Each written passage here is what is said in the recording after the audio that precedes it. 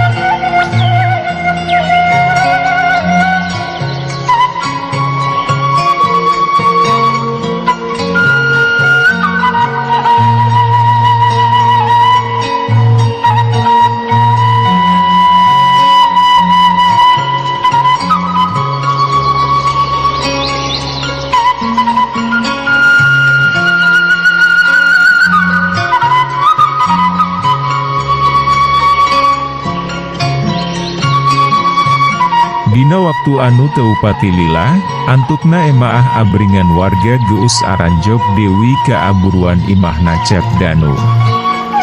Beda jeung sasari, ti seun pisan ayuna maah kaayaan di eta imah teh, siga taya pangeusina. Sabangsaning dandaunan anu kabawa angin sarta nepi ka arasuk tepas imah, pabalatak taya anu nyapu keun. Sampurasun. Pupuh. Saurang warga ngawakilan uluk salam sanggeusna ngalacat ke atepas imah, kituna teh dibarengan ku keketrop kana panto. Simpe taya anu nembalan. Sakali, dua kali, nepi ka aya sababaraha kalina dicalukan sarta pantona satengah digedoran, angger bae pangusi imah teh taya nembalan. Kajurungku rasa kapanasaran, panto disurung keun lalaunan. Pageu. Sanggeusna digebruk-gebruk oge panto teh teu daek muka, datayohna maah ditulakan ti jero. Sabot kitu, kurunyung Mang Parman ti pipir imah. Tuh, geuning Kang Parman. Saurang warga tutunjuk ka enu anyar datang. Ka mana pupuh teh? Jang Parman. Saurang warga anu kawilang geus aya umuran, gancang nalek. Pantos diwartosan, abdi oge teu terang. Rupina mah nuju angkat-angkatan, dasa parantosna ngaroris kuda teh, kudana anu hiji maah teu aya. Teu bebejah heula? Nyeta, ari biasana maah sok wawartos heula upami bade angkat-angkatan tebih teh. Ari nyiona, saura deui ewo. Sami, teu aya. Tapi, kekeke. Lamun memang keur indit-inditan maah, bakal digembok ti luar atuh pantona oge lain ditulakan ti jero. Bener oge, nya. Nya, asa aya nu rada aneh yeu maah. Eta sugan ari panto tukang, sarua deui ditulakan? Sami, pageu. Pikeun sakedapan maah sarerea tibang silih reret bari katembongna semuhulang-huleng. Asa nyelengseng bau bangke yeu teh. Celeng keungna seorang warga. Kituna teh bari teu eurun saang seu. Siga anu hayang masti keun kana ambeanana. Enya, ti jero imah nyelengseng nama ah. Nu sejen langsung ngabener keun. Waduh. Boa-boa. Boh Mang Parman, pon kitu Dewi jeung anu sejena, siga anu sarua rewasaanana sanggeusna yakin yen nyelesengna bau bangke anu kaambeu teh asalna ti jero imah. Dobrak pantona. Teu kungsi diengke-engke Dewi, sanggeus anu sejen nyalingrai maah, saurang warga anu kawilang panggedena tanaga, buragiru bae singkil sarta undur-unduran pikeun ngawahan. Derek dek gajeleng braah. Panto dijejek nepi ka ngajeblagna. Geus kitu maah meh pahulah heula, sarerea arasup ka eta imah. Boh Mang Parman, pon kitu Dewi jeung anu sejena, saurang oge taya anu henteu ngajenghok sarta meh bareng marengek irung, mangsa nempo bangke kuda anu gogoletakan di patengahan. Geus sangsa kayaan kuda teh, beu teungna darewol, peujit jeung eusi beu teungna teuing ka amarana. Pingping jeung sawareh dagingna oge geus areweuh siga aya anu ngajewolan. Bau bangke nyambuang minuhan eta rohangan. Astagfirullahaladzim, aya naon ieu teh, nya? Teuing. Ih garila. Cep. Cep danu. Pupuh. Nyi. Nyi wiwi. Dina kayaan teu leupas marengek irungna, Mang Parman jeung anu sejena galecok sarta pating keulei weuh nyalukan nu boga imah. Tah, aya sora anu sesegrok, ceuk salah seorang warga. Kituna teh bari sapasang ceulina mah teu sirikna tirancung-rancung, mangsa ngadedenge kekeun sora anu sesegrok tur gurang dereng ti palebah kamarna Cep danu. Ih, sora nanahaon eta teh, nya? Siga sora Bagong. Wah, piraku aya Bagong asup ka kamar. Dobrak Dewi pantona. Saurang warga anu samemehna ngadobrak panto, buragiru singkil Dewi sarta undur-unduran pikeun ngawahan. Derek dek gajeleng braah. Pikeun anu kadua kalina, eta warga mampu ngajejek panto nepi ka ngajeblagna. Raraag. Hairererergihahaha. Waduh. Astagfirullahalazim. Ya Allahi, naon eta? Astagfirullah. Mang Praman jeung anu sejena meh bareng patimburiak undur-unduran, mangsa nempo dua makhluk pikasiu neun anu keur molotot sarta hurang hereng di jero kamar.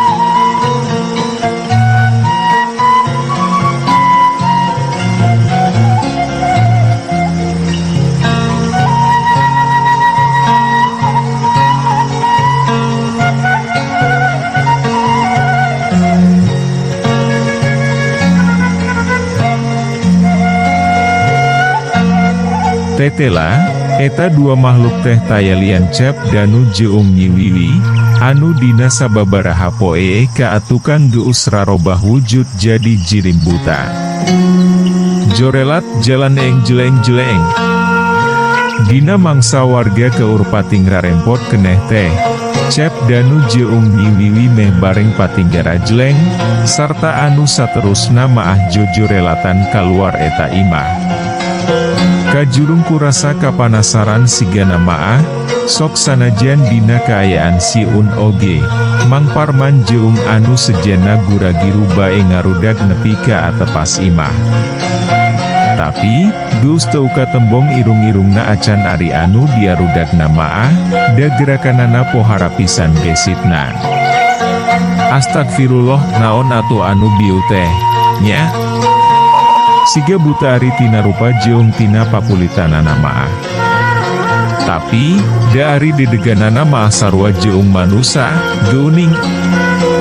Asa nyirip-nyirip rupa Cep Danu jeung Nyi Wiwi deuwih eta dua makhluk teh ari tina keureutan beungeutna maah, lain ngalelewe, kitu pisan pamanggih kuring oge. Nah bisa kitu, nya? Boa keunaku supata. Hi, amit-amit. Anu keur araya didinya galecok Dewi enggoning gedal keun pamanggih jeung pangirang-irana. Sanggeus ngayakeun heula babadamian, antukna maah Mang Parman jeung anu sejana burber ngabejaan warga, pangpangna pisan maah parenohong lemburna. Sarua pating ngarenjak tur sarua pating jareng hoka kabeh warga oge mangsa nampa beja perkara eta teh. Komo sanggeusna babarengan ngaroris Dewi kaayaan imah Cep Danu anu sakitu pabalatak sarta pohara pisan pikagilayunana maah. Di dapur, boboko nepi ka pasiksak siga tapak ngabeu-beut keun. Sanguna anu geus bulukan, amuratel ka mana-mana. Gentong wadah bias oge barulah, sarta eusina awur-awuran. Di rohangan kamar anu rada pikaheranaun maah, sababaraha petika ai jeung kanjut kundang anu eusina cadas jeung babatuan, pabalatak naluhur risbang. Tisaprak kejadian harita, Cep Danu jeung Nyi Wiwi maah taya marulang Dewi. Atuh kuayana eta kejadian teh muh matak geun jeleung pikeun lembur legok muncang maah, rebuan pananya jeung pangira-ngira pating suliwar tina letah warga, kalayan sama sakali taya jawaban anu pastina. Tunda heula kaayaan di lembur legok muncang. Ayeuna, urang sampeur Dewi kaayaan di dasar hiji jurang, nyatana minangka tempat panyemputan Nyi Dangding anu salilai ngukut si Geot. Dina mangsa panon poe geus mimiti doyong ka abelah kulon, harita, sabot si Geot keur ceu-ceu leuteukan dina tonggong si ronggeng mangsa diasuh ku tilu jirim anu jarangkung badak teh, kurunyung Nyi Dangding ti jero guha. Ranggem, nananggewi dua wadah dina laungeuna. Emam heula, kasep. Nyi Dangding nyampaur keun bari suraseuri. Hiji jirim nu jangkung badak, hideng nurun keun si Geot. Sok, didiukeun dina batu anu ngajemprak. Siga anu bungahaun pisan si Geot maah mangsa nempo sangu tutup jeung goreng lauk anu keur ditatanggiu ku Nyi Dangding teh, nepi ka emprak sababaraha kali bari teu euroon suraseuri. Heu, lapar nu kasep teh? Yeu, ewut heula. Leguk, si Geot muyup cai anu diinum keun ku Nyi Dangding. Song, aam, geus kitu maah Nyi Dangding mimiti ngahuapan. Segut pisan daharna teh, huapna oge huap badak. Ari tilu jirim anu samemehna ngarasuh maah, tibang narempokeun bae bari sakapeung pating srenge. Rasepeun pisan si Geot maah kana lauk emas teh. Nyi Dangding rutret ka anu tiluan. Hahaha, masing hayang ugal poe oge, kumamang moal burung dipangala keun. Enya, Janggeot. Enu penting mah Janggeot na jag-jag, sehatnya. Hahaha, bosen neun atuh ari unggal poe teuing mah. Si Giotna mah tibang rutret bari samutut mangsa nyidangding jeung tilu jirim jarangkung badak keur ngaromong kitu teh. Seot kalayan kle. Keur kitu, katembong aya hiji jirim anu ngalayang, sarta antukna mah napakeun sapasang sukuna dina hiji batu. Tetela anu cikeneh datang teh tayalian Ki Wulung Sugih. Katembong dina leungguna ngajingjing ranggewian konyal. Henteu ura ranggewian ari kitu teh amaah buah konyal teh, eta maah ladang ngareka-reka wimiureun, sangkan payus ditempona.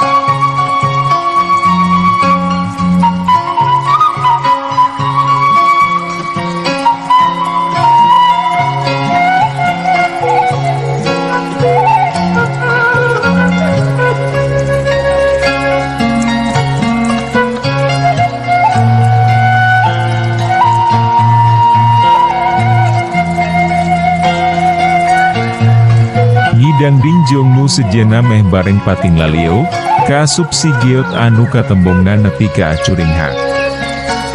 Aki nyanda konyal, Janggeot. Ki Wulung Sugih surangah serengeh ngadeu keutan. Saab keun heula sanguna. Engke eta mah muontos emam, ceok Nyi Dangding, mangsa si Giot ranggah bari aayu hayangeun konyal. Ki Wulung Sugih tibang ngerengeh. Sok, ranggewian konyal ditunda dina lahunan si Giot. Geus kitu mah digigireun tilu jirim anu jarangkung badak. Geus panggih jeung Ki Cakra meureun matak bisa ka adieu oge, nya, tanya Nyi Dangding. Sumuhun, anjeunna anu nepangan. Dibejakeun perkara maksud kaula anu hayang nepungan anjeunna teh? Kantenan wi, Nyi Mas. Nanging, saorna teh alim diganggu, margi bade ngalakonan tirakat heula. Nya kajeun ari kitu mah. Hanya, ari maneh geus apal kana perkara watu bolong anu tumpur ku karajaan Walanggeni? Parantos, Nyi Mas. Rupina, moal aya anu ngelahkeun karajaan Walanggeni maah, da pasukan prajuritna oge sakitu seueur sareng kiatna, pangapangna pisan maah pasukan goibna. Sajabi tieta, anu langkung utami maah kasakten Prabu Kalasetra anu ayeuna lungsur ka Prabu Ruswana, anu dugi ka adanget ieu teu acan mendak tandingna. Dina hiji mangsa maah karajaan Walanggeni jeung karajaan-karajaan anu sejena bakal baralik dewi ka anu hakna. Lamun geus turun hiji jawara wijaksana anu katelah Panglima tempas Nyi Dangding pinuh ku kayakinan. Kekekeh geuning salira oge uninga kana perkawis uga Ki Ageung Laya. Hiu nya apal atuh. Iwal eta jawara anu bakal sanggup mungkas kasawenang-wenangan si Ruswana minangka pawaris elmu jeung tahta anu turun-tumurun ti si Kalasetra maah. Saha Ki Ageung Laya teh, Nyi Mas? Salah sahiji jirim nu jangkung badak karek nyoara. Hiji jalma anu linuhung elmuna, anu sakur kekecapanana teu weleh ngabukti. Matak, perkara pikahareupeun anu ditepikeunana teh sok dijadikeun uga ku jalma-jalma anu nampa pituduh ti anjeun namaah. Jalmi biasa bae deuwih anjeun namaah, enya, maksud teh lain ti kulawarga karaton. Jumeneng keneh, geus ewo ayu namaah. Hem teras kinten-kintenna, ti wewengkon mana, sareng sabaraha lami dewi lungsurna jawara anu dimaksad ku anjeunna teh, nyimas. Teuing. Ngan, ari sigana maah masih keneh turunan jalma linuhung. Atuh perkara waktu ngalakonna maah, kabeh oge taya nu nyaho. Dupi pangadu sebat panglima naga. Teuing deui. Teuing patali jeung ngaran ilmu anu dicangkingna sugan, atawa teuing pedah mimpin pasukan anu dingaranan pasukan naga. Ngan, anu jelas maah eta jawara teh pohara saktina. Tapi sok sanajan kitu, kekeh wimanehna oge butuh pangrojong ti unggal pihak, sabab kakuatan anu rek disangareupanana teh estuning lain bantrak-bantrakeun. Kiwulung Sugijeong nu sejenna katembong arunggut-unggutan. Ari Sigeot, salila nyidangding jeung anu sejenna keur ngawarangkong teh, anteng bae nyonyo okonyal. Waktu asa gancang pisan nyerelekna, enggoning maringan kahirupan manusia jeung makhluk-makhluk anu liana. Poe ganti poe, ngumpul jadi hitungan minggu, salin jinis jadi hitungan bulan jeung tauna. Teu karasa, geus kurang leuwih 10 taun Sigeot diasuh ku Nyi Danding, kalayan kanyah anu teu jauh beda jeung kolot pituin ka anu jadi anakna.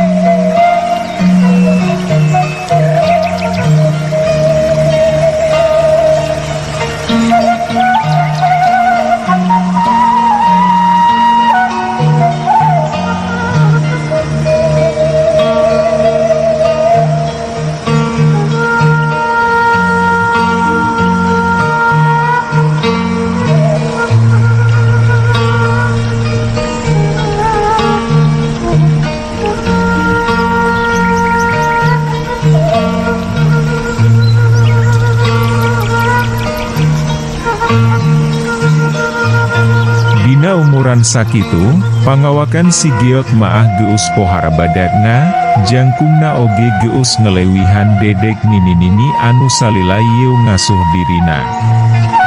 Sigeot estuing jadi paneum beleuhan kanyaah pikeun Nyi Danding maah, ti leulotik teu sirikna dinanganengne, dahar unjeung pakaanana oge teu weleh anu hararade.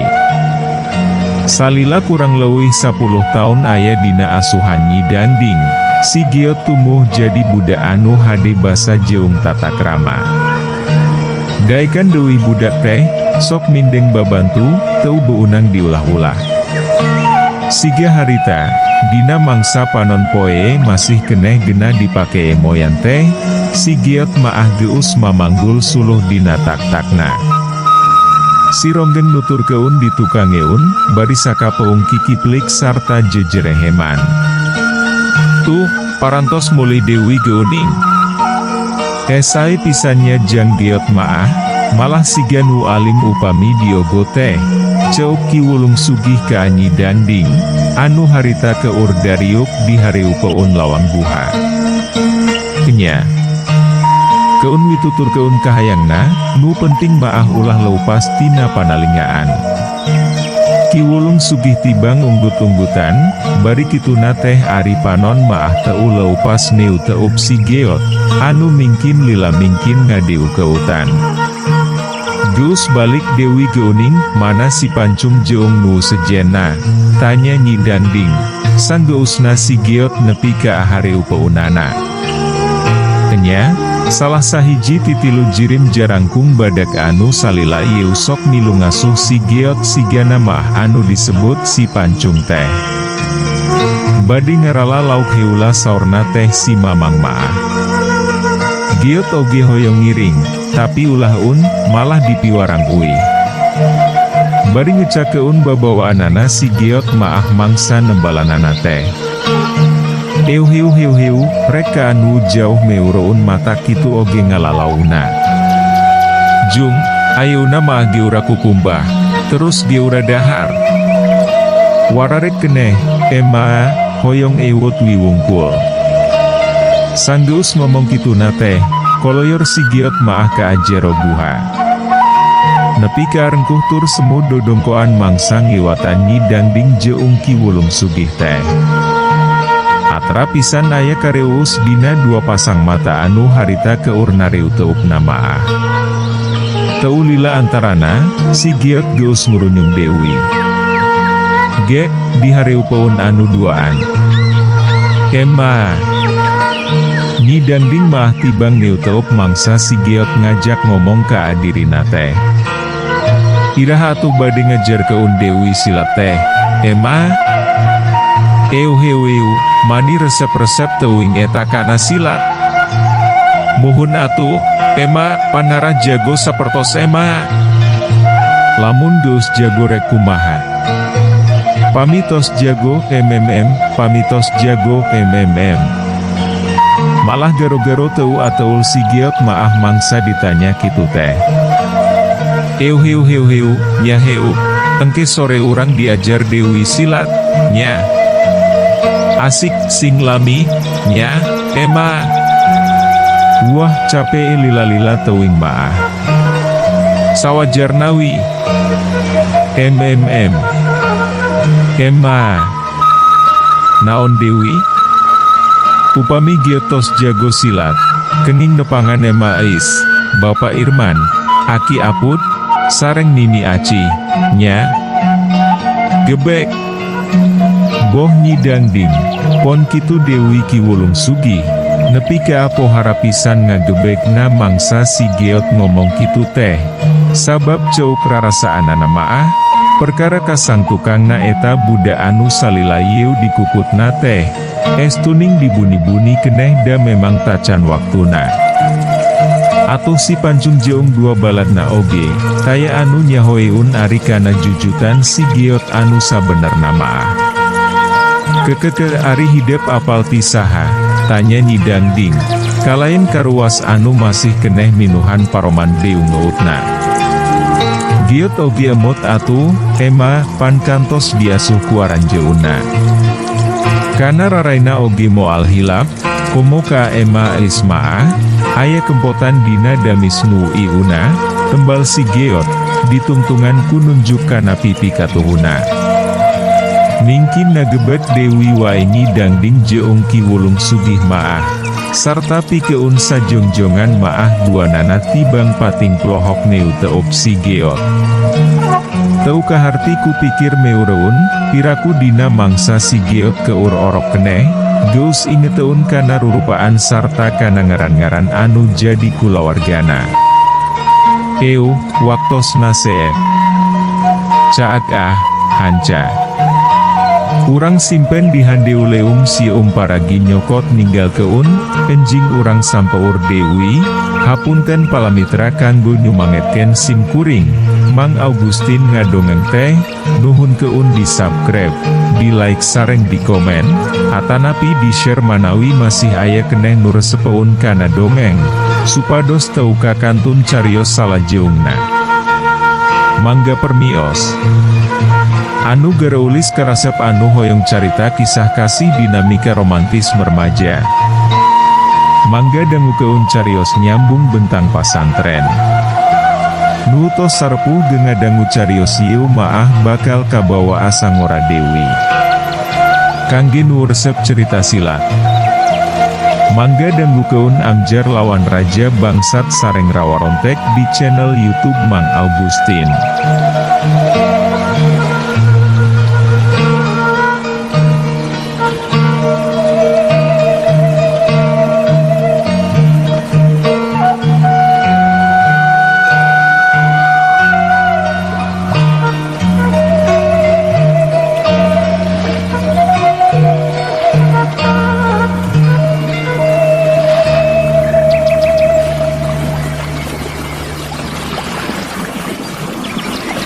Thank you.